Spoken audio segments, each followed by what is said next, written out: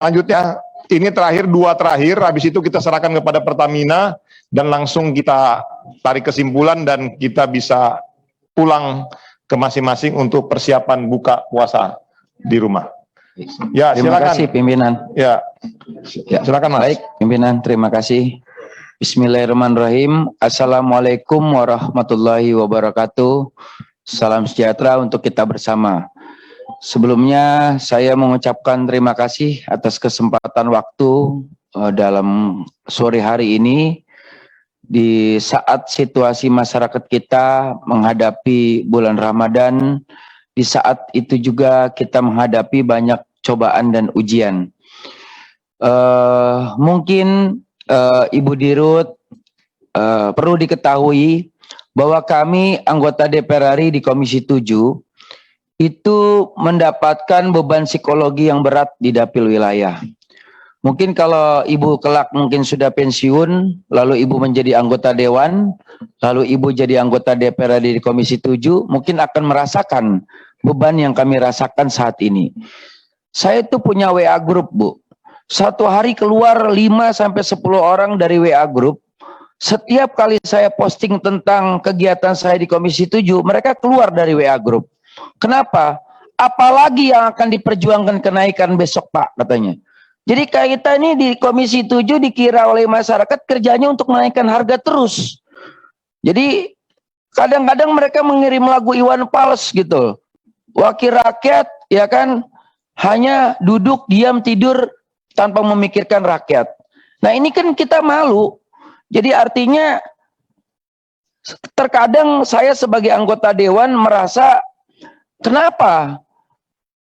Bahkan lebih tahu kenaikan harga di televisi ketimbang kita sendiri yang ada duduk di Komisi 7. Ini sangat aneh, Bu. Harusnya sebelum Dirut Pertamina memutuskan rapat dulu dari situ. Bukan pengumuman di media, kita sendiri anggota dewan nggak tahu apa saja harga yang akan naik. Diskusi dulu, kita rapat dulu di sini, Bu. Untuk apa kita rapat setiap bulan sekali dengan pimpinan komisi, apalagi dengan Pak Maman yang ganteng ini? Sementara kalau kita sendiri tahu harganya naik itu lewat media televisi, kita sama sekali tidak tahu kenapa sebab musabab harga naik. Kita lagi asik-asik melihat perang Ukraina dan Rusia. Di saat itu juga kita melihat berita tentang kenaikan harga BBM. Nah, yang kedua, ini terjadi di mana saja, termasuk di dapil wilayah saya, Banten 3. Efek daripada kenaikan harga BBM ini menimbulkan banyak persoalan. Pertama, minyak goreng, ya itu menjadi kampanye emak-emak tuh akibat harga minyak goreng yang naik dan langka. Kedua, datang lagi kelangkaan masalah gula pasir. Datang lagi persoalan masalah kenaikan harga telur. Lalu sekarang datang lagi kenaikan harga BBM akibat perang Ukraina. Kita betul berhasil kegiatan balap di Mandalika. Tapi setelah itu masyarakat sedih lagi. Kok terjadi harga naik yang perang kok Rusia sama Ukraina, kok kita yang harus jadi beban rakyat. Ini rakyat kita termasuk sabar, Bu, sekarang ini. Saya nggak tahu ini, masyarakat kita ini sabar karena apa akibat virus COVID-19 atau faktor apa yang menimbulkan masyarakat kita tidak ada sama sekali menimbulkan huru-hara di situasi ini. Mudah-mudahan tetap stabil situasi negara kita ini. Namun, apakah bisa kita biarkan ini terus-menerus berlanjut? Sekarang baru saja isu BBM Pertamax naik, Bu. Sama seperti yang disampaikan Bu Andi, saya pribadi itu terasa pas isi bahan bakar kok harganya luar biasa naiknya. Lalu datang lagi sekarang LPG, ya akan naik lagi. Nah, ini apa solusi daripada Pertamina ke depan? Apakah ada jaminan kalau perang Ukraina usai, besok saya telepon Putin untuk menghentikan perang itu, lalu BBM itu juga akan turun lagi harganya. Adakah jaminan itu dari Dirut Pertamina? Kalau Putin sudah saya telepon besok untuk berhenti perang. Nah, ini harus ada jaminan dari Pertamina untuk menurunkan harga itu kembali kalau alasannya perang Ukraina yang dipakai. Kalau alasan perang Ukraina yang dipakai ya tentu alasan itu kalau perang usai berarti harga juga akan turun. Harus ada itu. Lalu publik juga harus diberikan keterbukaan yang jelas.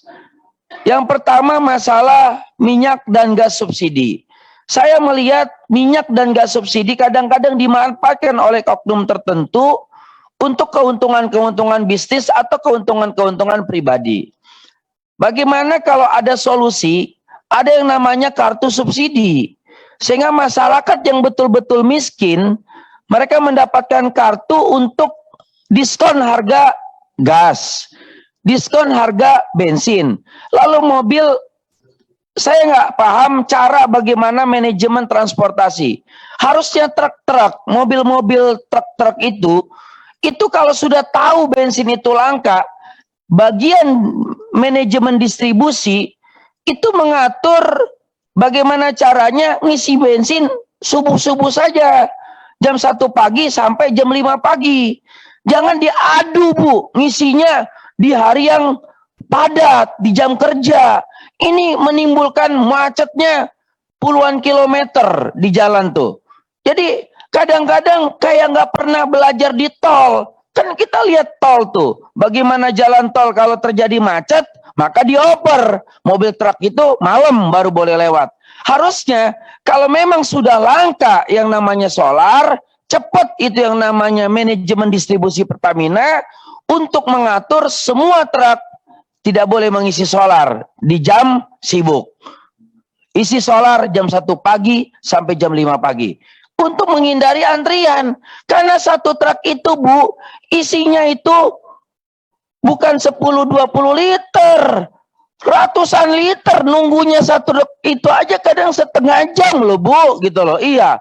Oh, nggak habis-habis itu yang namanya solarnya diisi tuh ke mobil-mobil truk itu. Jadi bagaimana mau bayangkan kalau ada 20-30 truk yang antri, itu sangat tidak mungkin tidak terjadi kemacetan yang besar. Maka dalam kesempatan forum hari ini saya ingin sekali Bu Dirut selalu mengajak kita curhat dululah sebelum menaikkan harga. Curhat dululah ke kita anggota dewan, ada apa persoalannya, kenapa persoalannya.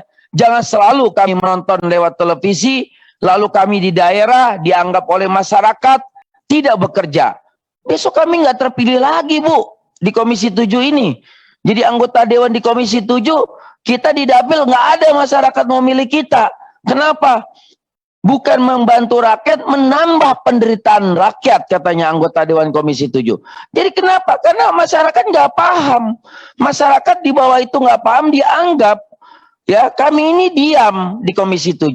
Sementara kami parlemen tugasnya berbicara, menyampaikan hal-hal yang perlu kami sampaikan. Maka kesempatan yang berbahagia ini saya ingin sekali Ibu Dirut sebelum menetapkan harga, rapat dulu kita di Komisi 7. Mohon izin pimpinan, ini perlu diatur hal seperti ini. Jangan diulang-ulang lagi menaikkan harga BBM tanpa keputusan dari rapat Komisi 7. Itu saja yang ingin saya sampaikan. Kurang lebih saya mohon maaf. Saya sudahi dengan wabillahi taufiq wal hidayah. Wassalamualaikum warahmatullahi wabarakatuh.